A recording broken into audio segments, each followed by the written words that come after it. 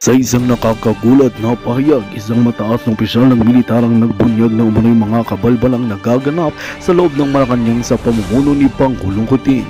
Ayon sa General, may mga di umano'y iligal na gawain at katiwalian na kinakasangkutan ng mismong Pangulo at ng ilang malalapit niyang kaalyado.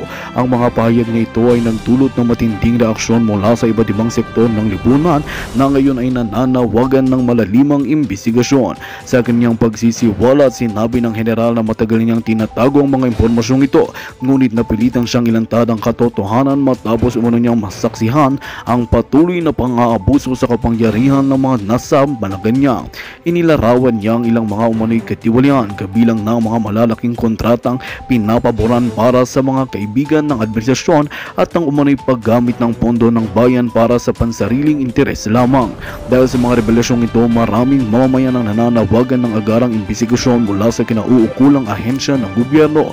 Ilang senador at kongresista ang nagpahayag ng kanilang sisiyasati ng mga akusasyon upang malaman ang buong katotohanan. Samantala, ang kampo ni Pangulong Kuting ay mariing itinanggi ang mga aligasyon at sinasabing ito ay bahagi lamang ng isang masamang kampanya laban sa kanilang administrasyon. At yan nga ang balitang ating pagkakatutukan. Ngunit bagong lahat, siguraduhin mag-subscribe at i-hit ang notification bell para sa patuloy na pagtutok sa mga sulyap ng bagong balita sa tunay na boses ng masa.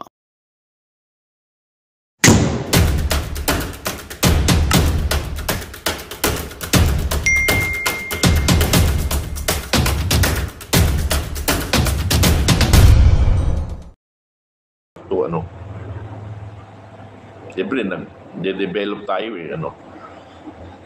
So, kung naparinig nyo rin ang sinabi ni Senador Enrile, may prediction siya kasi sa tagal ng panahon niya sa gobyerno at sa bilang isang veterano ng World War II, alam niya na yung gagawin, nasa isip niya na, at saka may mga kontak, may mga analysis sila. So, balik tayo. Kaya nga, ang solusyon sa kahinaan ng ating gobyerno, FGF, Filipino Guerrilla Forces, kami nag-isip ni Supremo at kasama namin ang mga membro ng FGF. Kaya sumasaludo kami sa membro ng FGF na mayroong kayong malasakit sa ating bayan at sa ating pamilya. Ako nga ang aking pamilya malayo sa akin. Kung tutunawin ang Metro Manila, paano ko sila matulungan? Yun ang isang iniisip ko. Kasi kung dadalhin ko naman sila dito, ay mahihirapan sila sa transportation. Anyway, sabi nga nila, maramdaman natin pagpuputok yan . Maramdaman natin. Okay.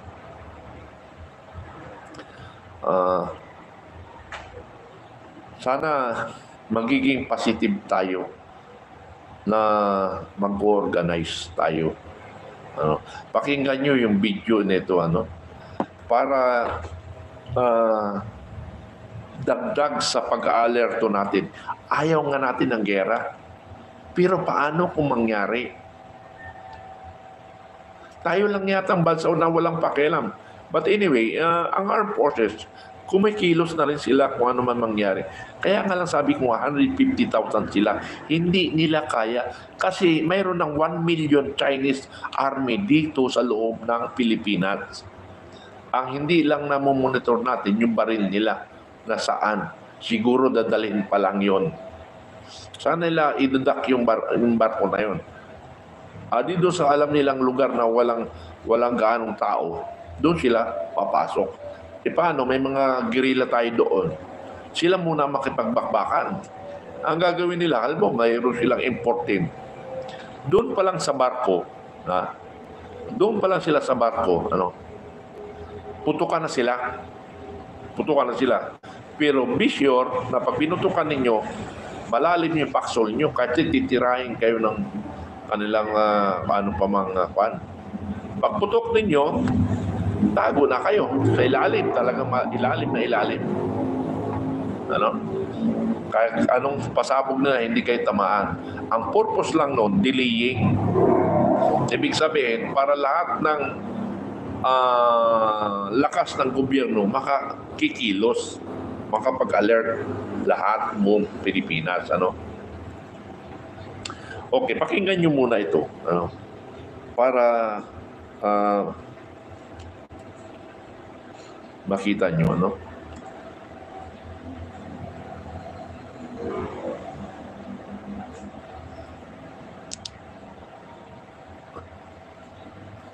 Dahil lang ayaw pa. So ito, siya ay graduate siya ng what I mean, mayroon siyang background sa military. Tingnan, ayaw mag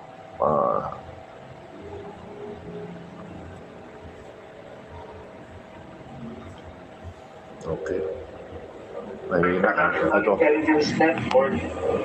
He was a former student from the Philippine Military Academy way back in the 90s.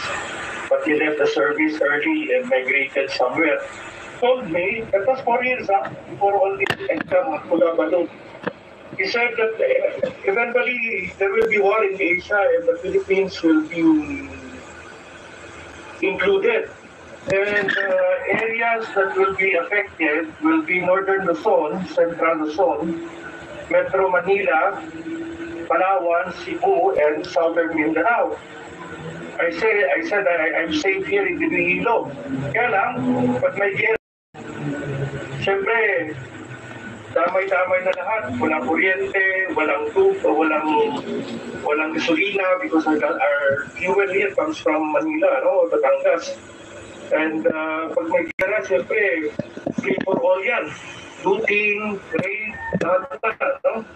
The same contact told me a few weeks ago that World War III may start this September because Jens Stoltenberg, the Secretary General of NATO, already hinted that they will strike Russia somewhere on or before September. In between, Iran happened. And just yesterday, United Kingdom happened.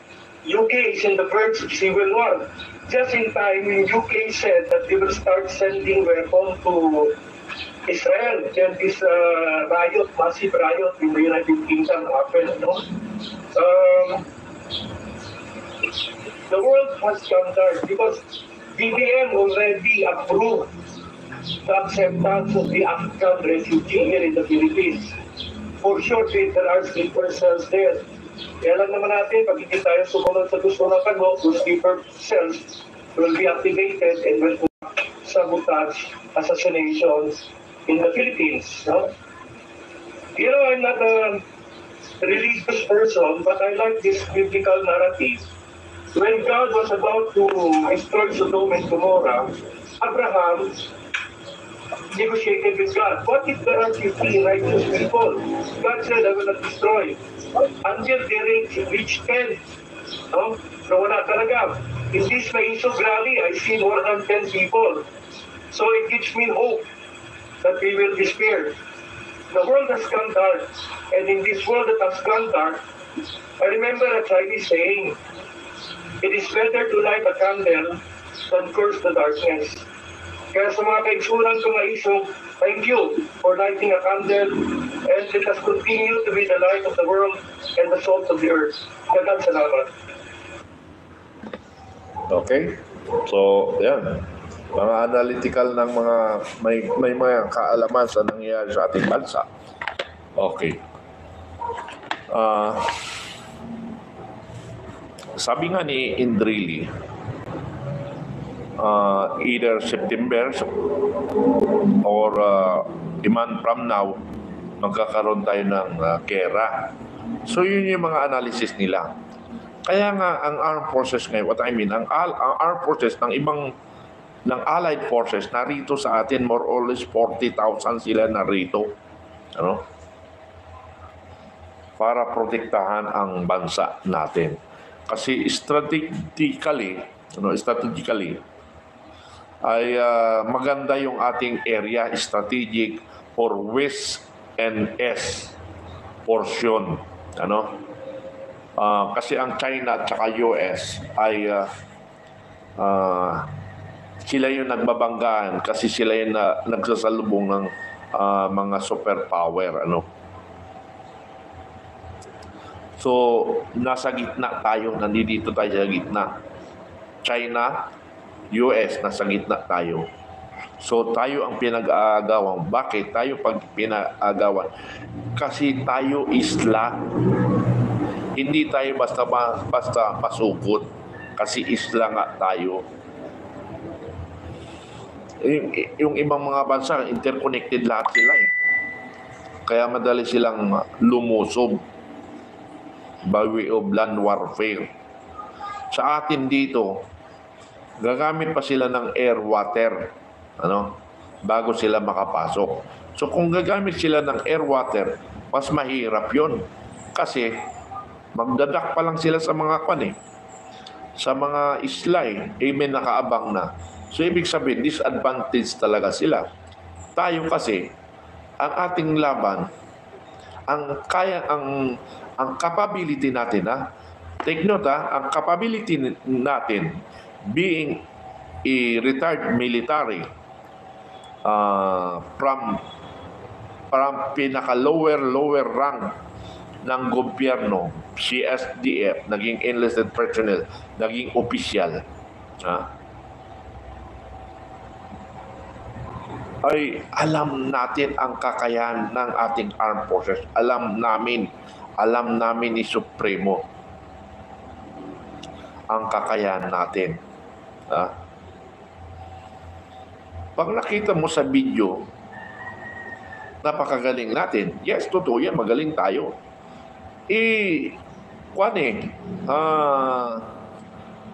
Anong tawag nito? Strength by strength power. Kulang tayo sa strength Tapos, technology, kulang rin tayo. Ang advantage lang natin, guerrilla warfare. Guerrilla warfare ang ating panalo sa gera. Hindi nila makukuha ang Pilipinas if the FGF will be support, or they will support and to be a member of the guerrilla forces. Mahirapan ang ang ating kalaban. Why? Because in every corner of our island, mayroong barangay. Therefore, lumalakas naman boses ko, mayroon tayong FGF. So commanders, be reminded sa commanders ng FGF, ang priority natin ngayon, dapat ang makuha natin yung mga nasa isla. Okay, very active yung Region 8 natin kasi sa tabing dagat sila. Sana yung Region 1, Region 2, and Region 3 kasi may mga island sila. May mga beaches sila. Ang Region 4A, mayroon rin. So lahat yata ng region mayroon. So therefore, commanders, ang tingnan natin yung mga possible na doon magdadak yung kalaban natin. Narinig nyo kung anong maapektuhan.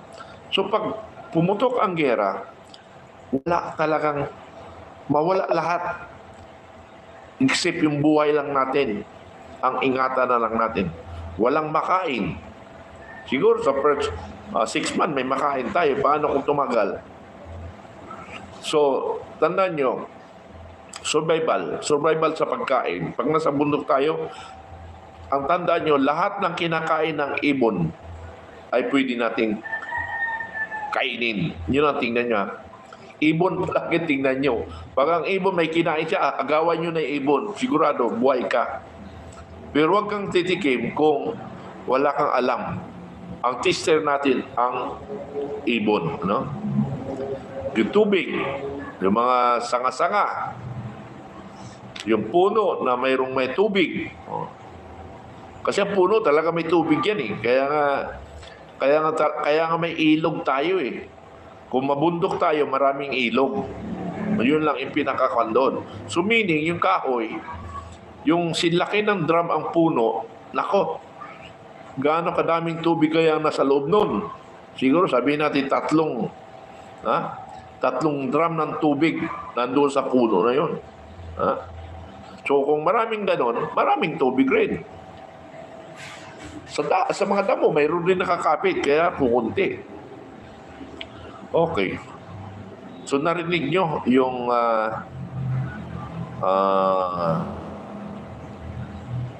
mga sinabi kanina. Si Senador Enrile, sinabi niya talaga paulit-ulit yan. Pinagalitan niya ang kabinet at sa Congress. Pero ang Congress, wala rin pakialam. Parang wala silang pakialam kung ano mangyari sa atin. Yun ang masaklap. Sana, Pangulong Duterte, kasi ikaw naman yung eksperensyado, huwag ka na makipagbangayan kay Marcos. Ang isipin mo na lang, para makuha mo ang taong bayan, ang isipin mo paano mo matulungan ang taong bayan na maghanda tayo sa darating na napipintong gera o magbigay ka ng opinyon sa gera. Para ang taong bayan, lalakas ang loob kasi malaking paniniwala sa iyo kaysa kay Bangag. Mas papaniwalaan ka. Yung lumalabas na statement mo, Pangulong Duterte, mas kapay paniwala kaysa doon sa statement na lalabas sa bibig ni Pangulong Marcos. So yan ang kailingan ko, Pangulong Duterte. Huwag na tayo magbangayan niya, hayaan mo yan. Pero oras na hinuli ka, na pinayagan ng Pilipinas, ay ibang usapan na yun. Oras na may nangyari kay Vice Sara Duterte, ibang usapan na yun. Ang history pa naman ng Pilipinas, pag namatay, sisikat ang naiwan. Katulad kay Cory Aquino. Nagkataon. Naging presidente. Kay Pinoy sana, muntik na maging presidente si Chris Aquino. Muntik na. Kaya nga lang, walang puputok sa pangalan nila. Kung maiksi-iksi lang yung, kasi malayo yung pagkamatay ni Pinoy bago mag-eleksyon Okay. Kay Leni Robredo, namatay ang kanyang asawa. Umangat siya. Kaya lang, hindi siya pinalad kasi nagtandim yung Inday Sara at saka Bibing Marcos. Kaya hindi siya pinalad. Pero sa Vice President, pinalad siya. Kasi mayroong iniwan na magandang imay ang kanyang asawa. So ganun, kailangan ko Pangulong Duterte na ipaghahanda natin ang ating bayan sa kung ano man mangyari. Kasi kapanipaniwala sa salita mo. Mayroon pa isa ako iparinig sa inyo. Ipakita pala. At iparinig at ipakita.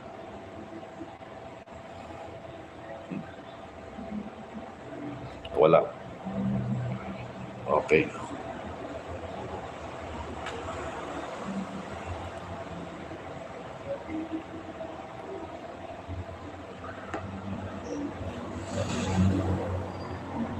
Okay, ito. Ito yung matindi.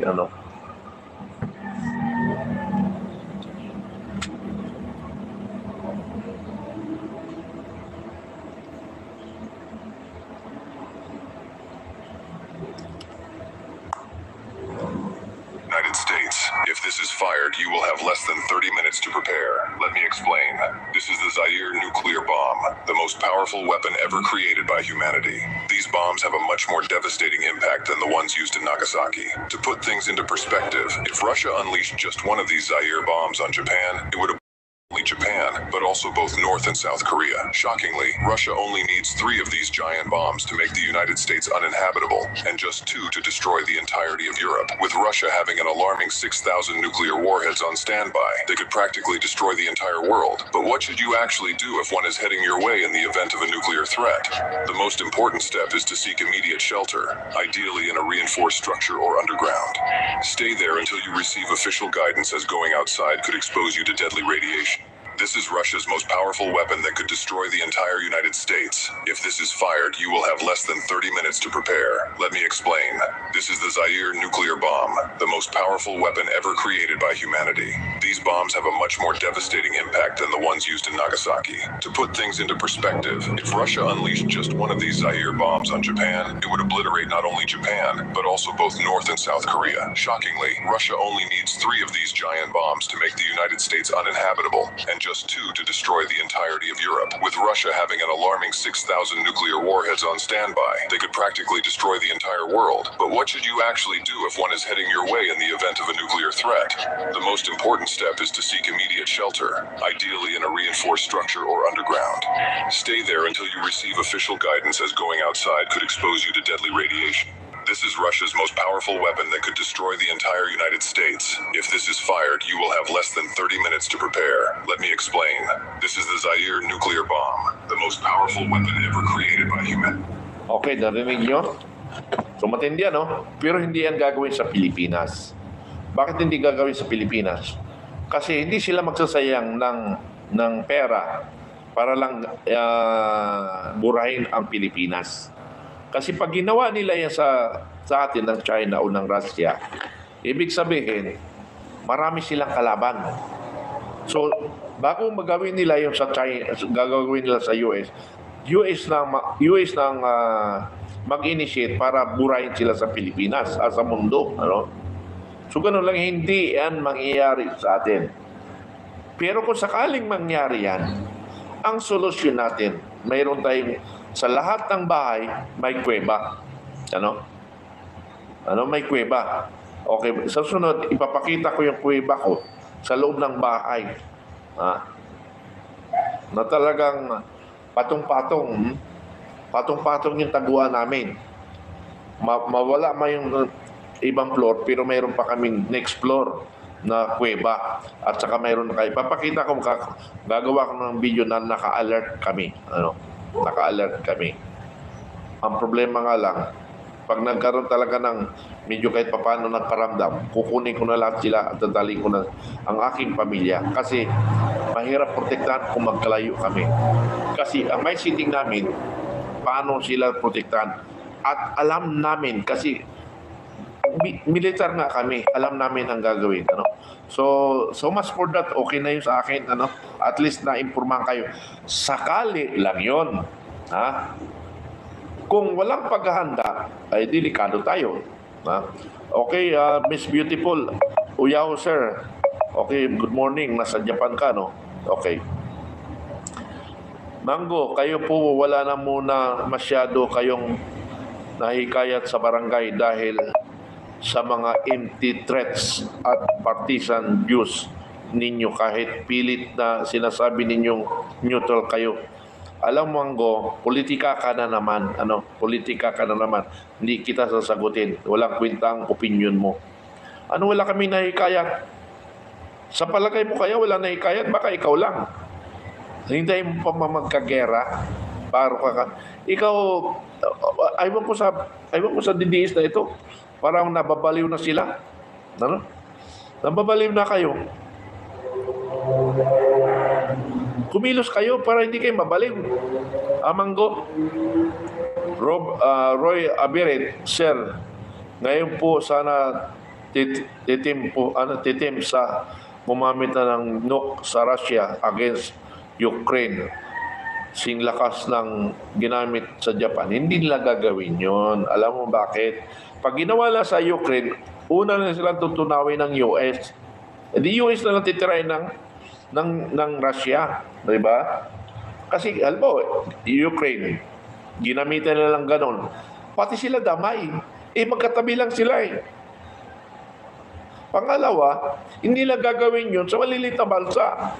Kung Russia gagawin yun, ang unang tirahin niya, yung US o kaya China para sila maging powerful. Superpower. Hindi sila bibira ng mga mahinang bansa. Kasi pag ginawa nila yun, titirahin na sila ng US.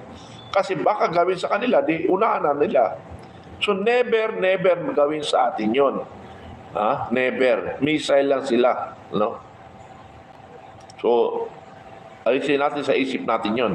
Pero mayroon silang mga light dyan para sa mga light sa mga malilit na bansa and not powerful.